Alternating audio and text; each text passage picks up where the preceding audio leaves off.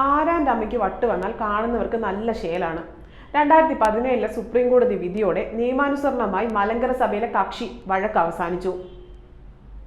പക്ഷെ ഇപ്പോഴും അവസാനിച്ച വിഷയം സജീവമായി നിലനിർത്തുന്നത് ഇവിടുത്തെ രാഷ്ട്രീയക്കാർ തന്നെയാണ്, സംശയമില്ല.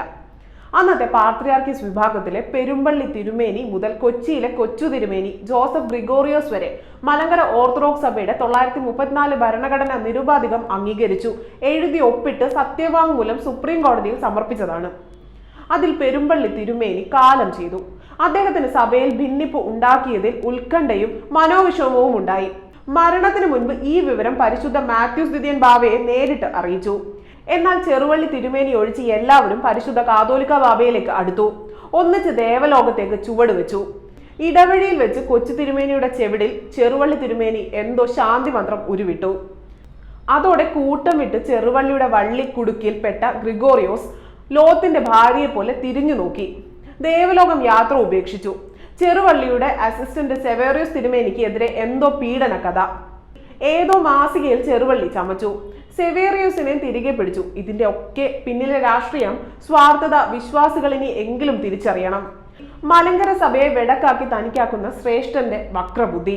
ചെറുവള്ളി ദിവന്നാസിയോസ് രാഷ്ട്രീയ മാധ്യമ പിന്തുണയോടെ 1995 സുപ്രീം കോടതി നിരീക്ഷകനായ മുൻ കേരള ചീഫ് ജസ്റ്റിസിനെയും മറികടന്നു. ഒരു മാധ്യമ സ്ഥാപനം നൽകിയ പ്ലെയിൻ ടിക്കറ്റിൽ സിറിയയ്ക്ക് പറന്നു. തിരികെ വന്നത് ആധുനിക യാക്കോബ് ബുർദനായിട്ടായിരുന്നു.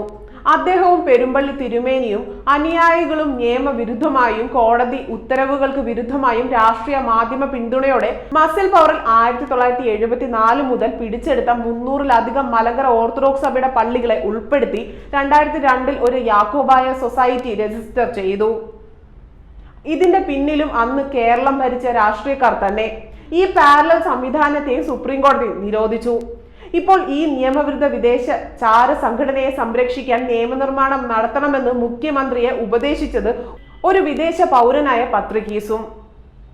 അതിന് അനുകൂല മറുപടി ഇന്ന് നൽകുന്നത് LDF നേതാവായ നമ്മുടെ മുഖ്യമന്ത്രി പിണറായി വിജയനും. സഭാവിഷയം ആർക്കു വേണ്ടി, എന്തിനു വേണ്ടി എന്ന് ചിന്തിക്കാനും വിലയിരുത്തുവാനും വിശ്വാസികൾ തയ്യാറാകണം.